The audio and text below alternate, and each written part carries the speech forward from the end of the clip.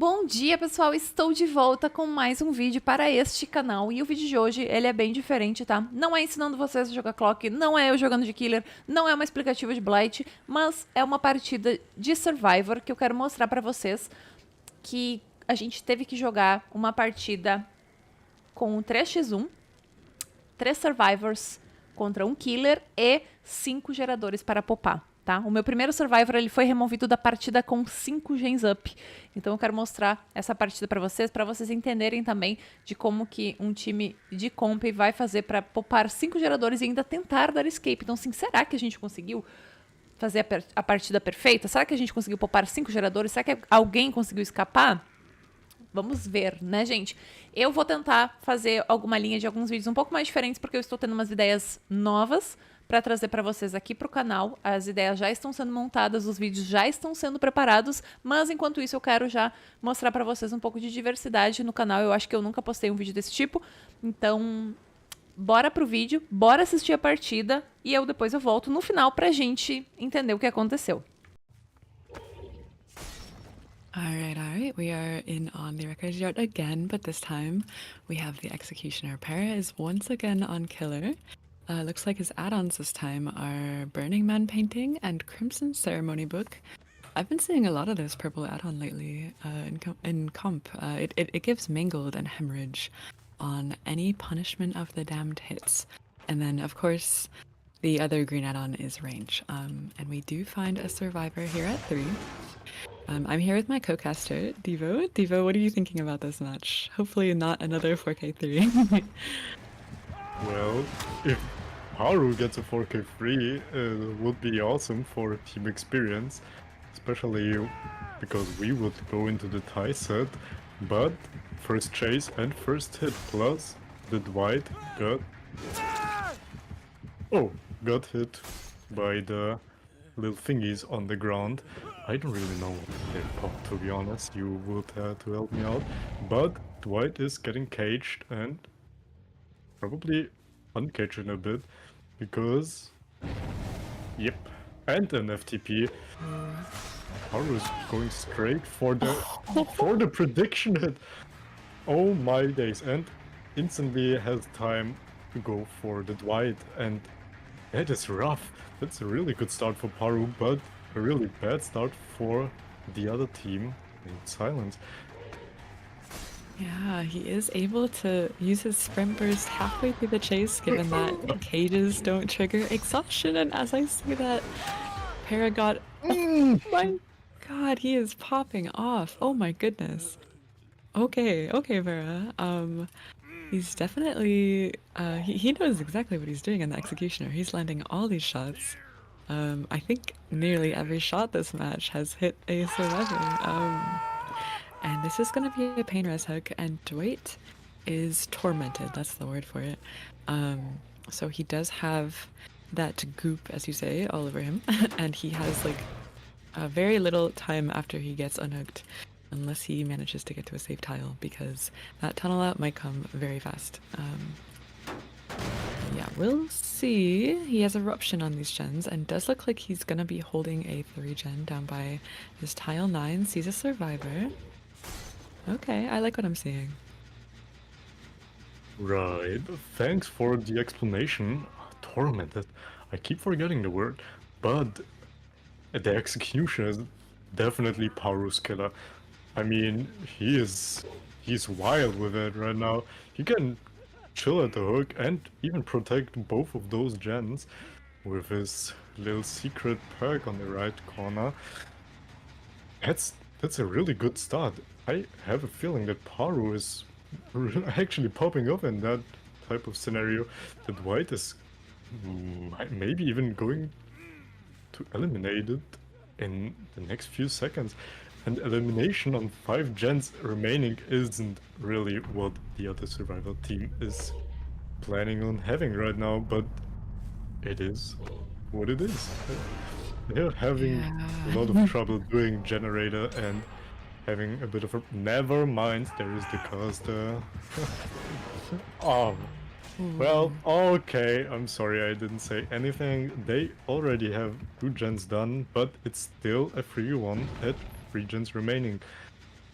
but they do have another gen on high progress. Mariana is going for the chase. Yeah, good pallet drop. That's exactly the kind of thing you need against the Executioner. And we are taking chase in the same area that the first chase took place, and we already know this is somewhat of a dead zone. We do have a pretty good tile here at mid 8, and Shack Pallet is still up, so it looks like Mariana's going to be pathing back towards the Shack. I think that's a good call. This is away from all the gens. But Dwight did not use very many pallets in that first chase, so we do have a lot of the map still available. And yeah, as you said, that first down, or that first elimination coming in at 5 to 3 gens, I guess, is not the best. But we'll see if the survivors manage to bring it back. They're doing a good job so far.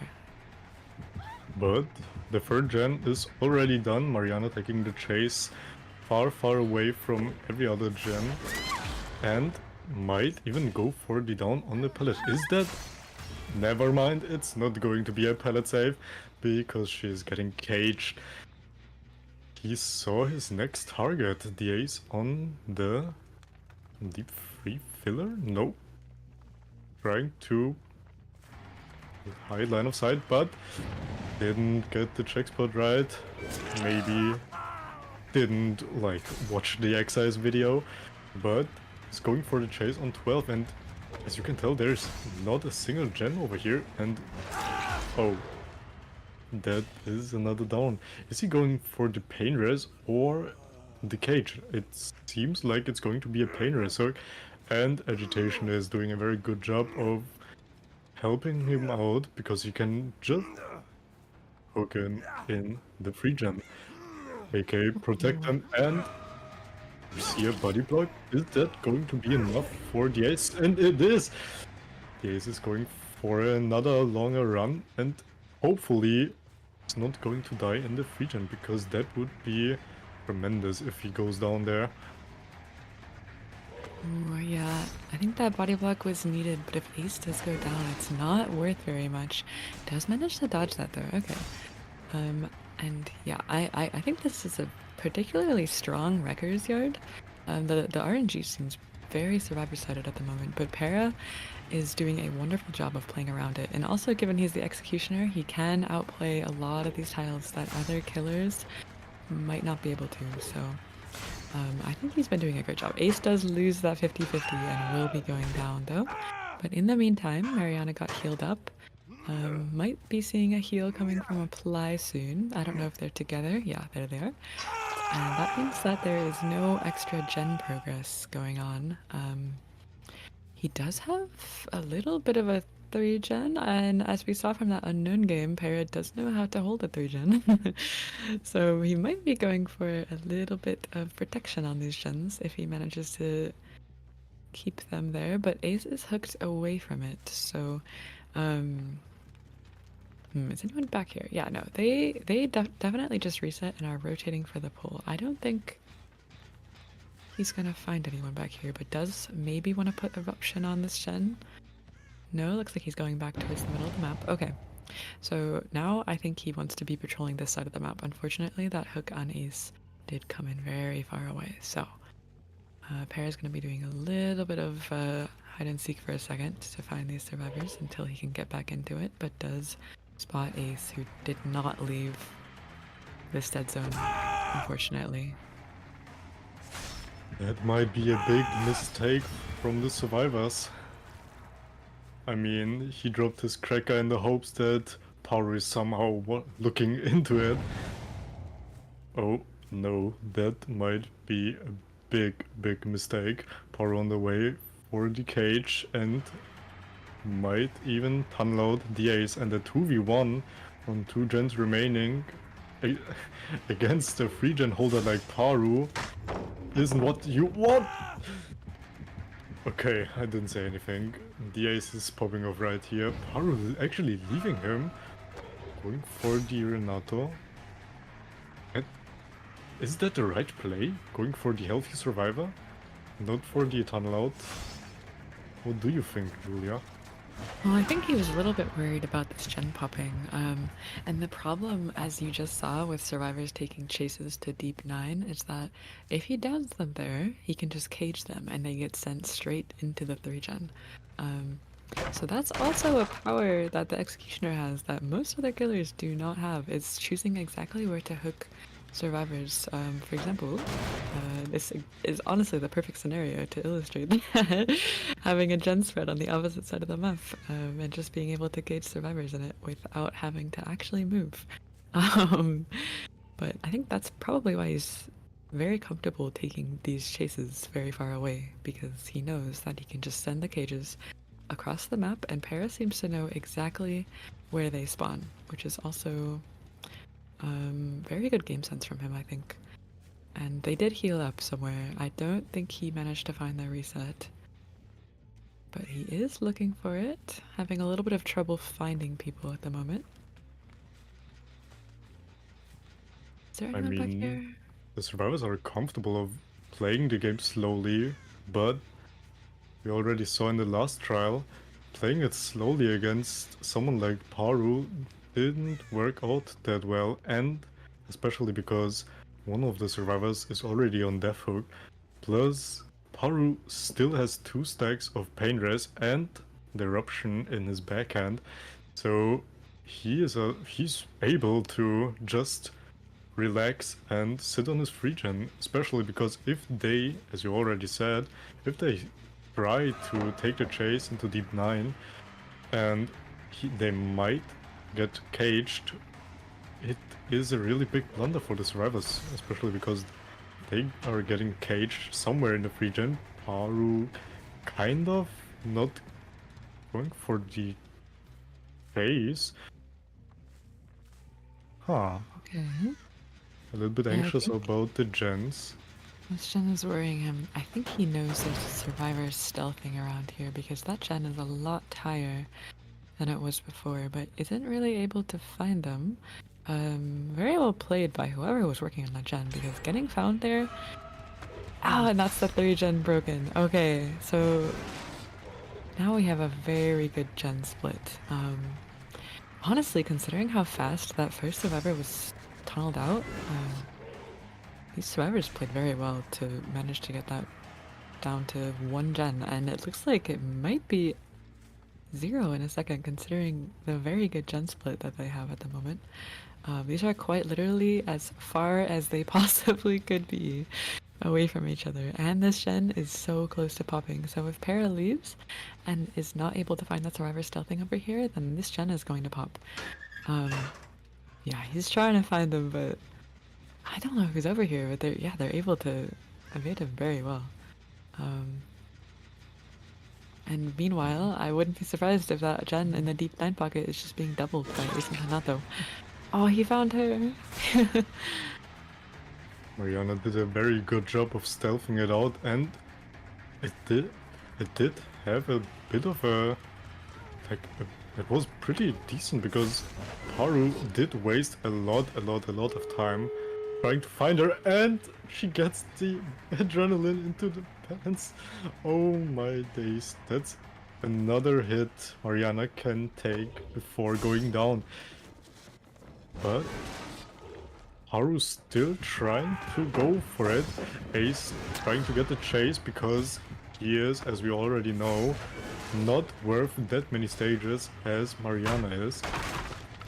Is Paru actually trying to go for the ace and not for Mariana?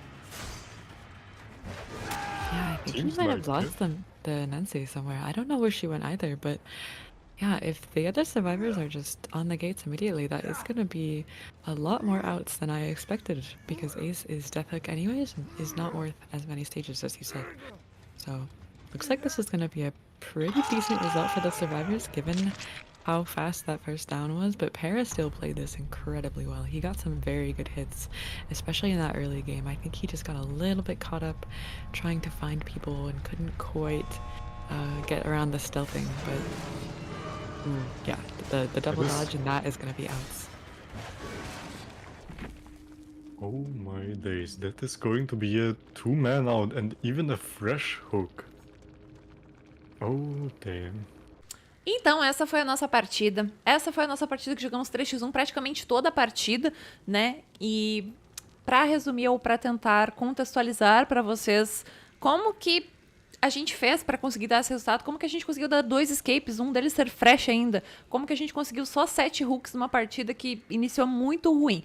Bom, quando a gente é forçado a jogar um 3x1 numa partida, independente se o killer tier é S, A, B, C, enfim, qualquer tier, a gente sempre tem que fazer 3 coisas muito importantes, né?